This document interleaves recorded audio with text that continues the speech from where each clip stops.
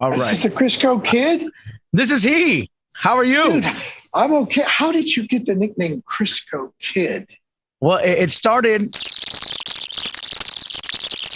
Yes, and so that's how I got the name. I've only told few people that. Other times I give them a different story, but you're a legend, so I had to give you the real Steve Perry. I love it. I love it. Crisco Kidd. Our next guest on the show, he really doesn't need an introduction. I mean, what more can you say that he's 40 plus million records around the world. He's a Hall of Famer, star on the Hollywood Walk of Fame. I mean, this guy is cemented in music as far as the world will exist. Welcome to the show, Steve Perry. Yeah. Hey, the Crisco Kid. Woo! Steve, first of all, we're here for the new album, the season. I'm going to call it a Christmas journey. How about that? Yeah, I like that. And it's because when you push play, it's going to give us, a good solid just journey of music. Your voice is just one of the greatest of all time, right? And when I figure Steve Perry can read a greeting card, Steve Perry can read a fast food menu and make it sound good. And you took some of our favorite holiday classics and made them that much better, man. I wrote songs with Randy Goodrum, who was an amazing writer. We wrote Foolish Heart one time. It was our first song we ever wrote together. And we wrote it in one day. And as we're working on the lyrics, he kind of said what you said. He says, I only have one problem with your voice. I said, well, I looked at him like, oh, what's that? He said, you could sing the phone book. It would probably sound okay. So it's hard to find good lyrics because you just, but I'll tell you where I learned that, Crisco, was I learned that from like the Drifters and some of the old school R&B where they sing stuff like, you can almost taste the hot dogs, French fries they sell. It's like, wait a minute. You can almost taste the hot dogs and French fries they sell. Is that a lyric? But how he said it kills me. Speaking of that, Steve, you didn't need to do a Christmas album. Your legendary status, well, like I said earlier, will live on forever. And I would think like now, this is after Traces. This is, I guess, a moment maybe in your life to where you're doing things strictly for fun or because it's because you want to. It's your passion. And so, what really motivated you? Besides, because I read in an article that this is, this is the gift to the world with this album, and we do appreciate that. But any more motivation behind it, or the reason for the season? Well, yeah, the reason for the season album this Christmas is that I was having a hard time, last year accessing any Christmas spirit because the world was in a crazy place, right. And I didn't think we were going to, where are we going with this? Where are we going to get out of this? What's going to happen, And so there was no way for me emotionally to be able to play this music that I grew up as a kid, the Nat Cole version of a Christmas song or Winter Wonderland or Ella Fitzgerald, What Do You Do on New Year's Eve?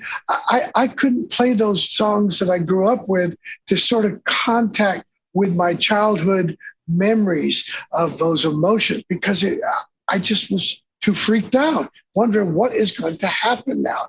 And so as a result of that last Christmas was a difficult one, and I didn't get any Christmas spirit at all, to be honest. Well, come around June of this year, I said to my keyboard player, I said, hey, I'd like to try messing with these songs.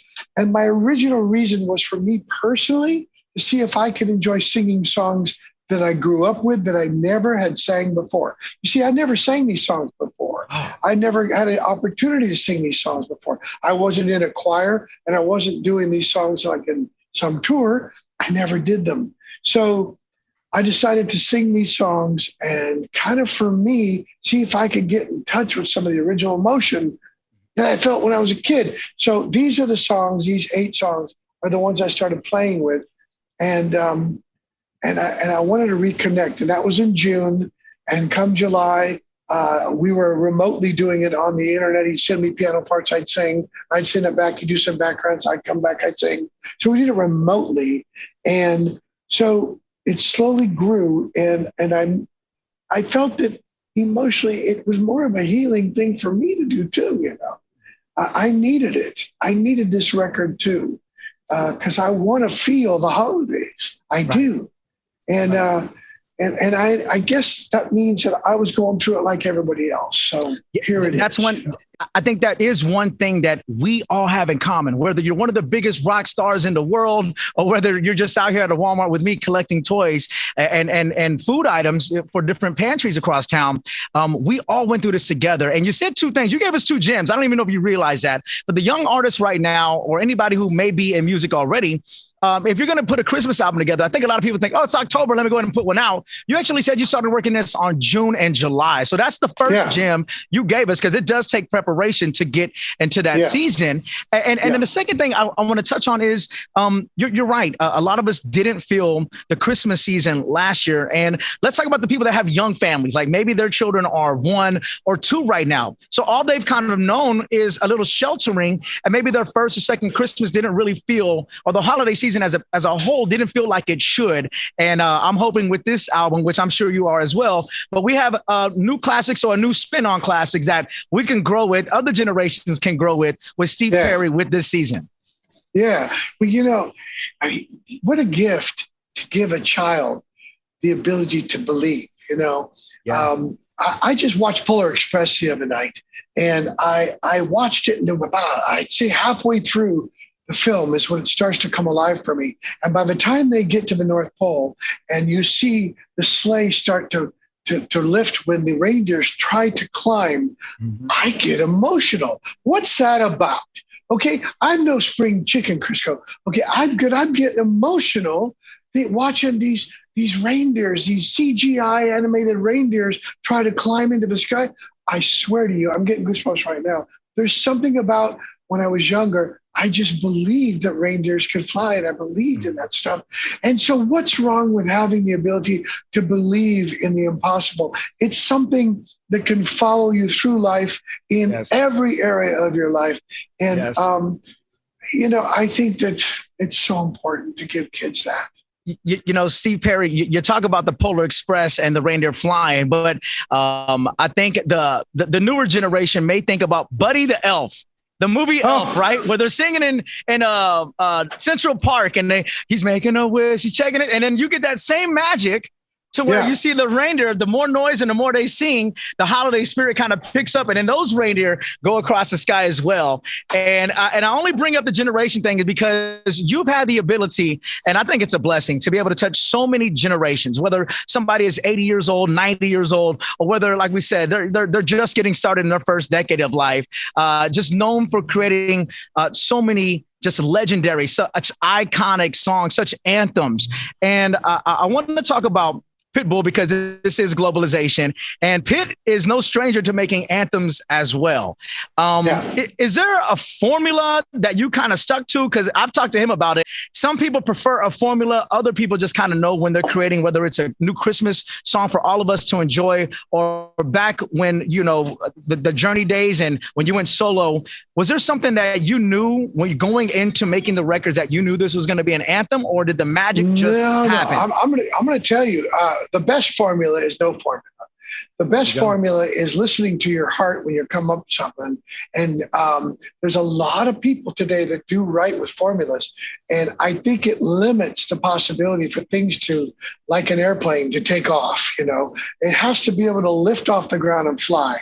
Yes. And so that's an emotional contribution. It's not a formula contribution. So that's been my center all along, whether it was the very beginning of Journey to now or into the future, is that it has to be able to lift off emotionally and pay off and actually fly.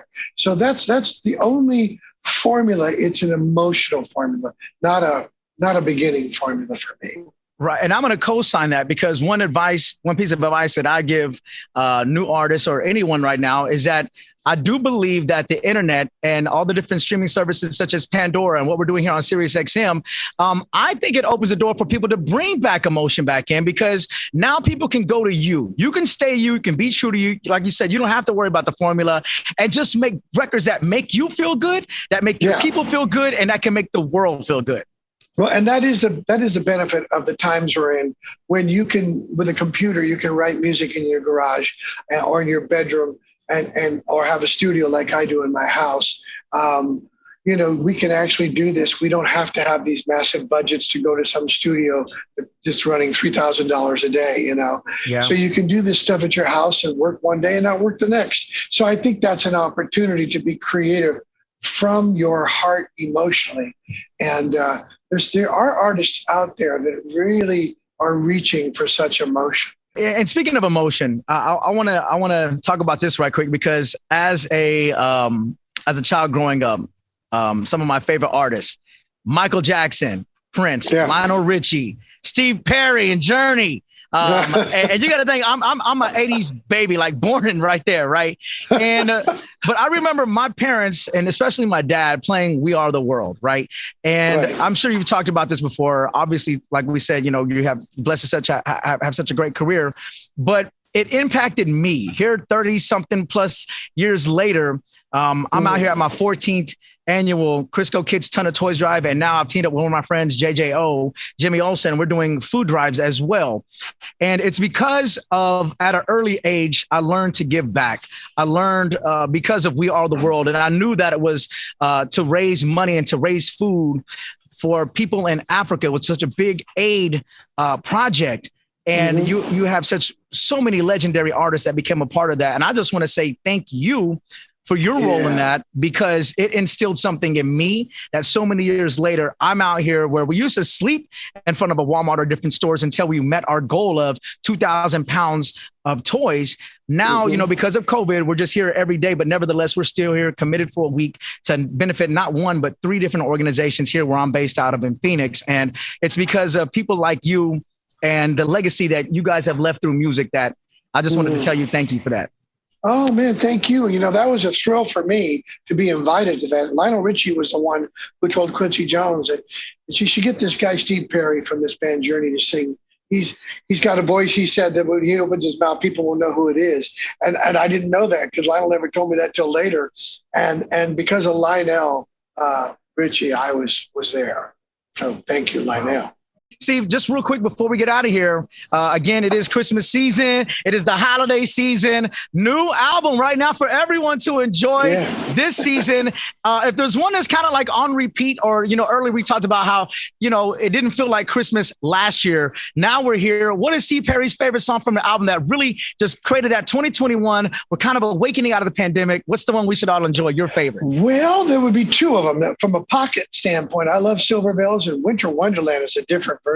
It's got that bass like got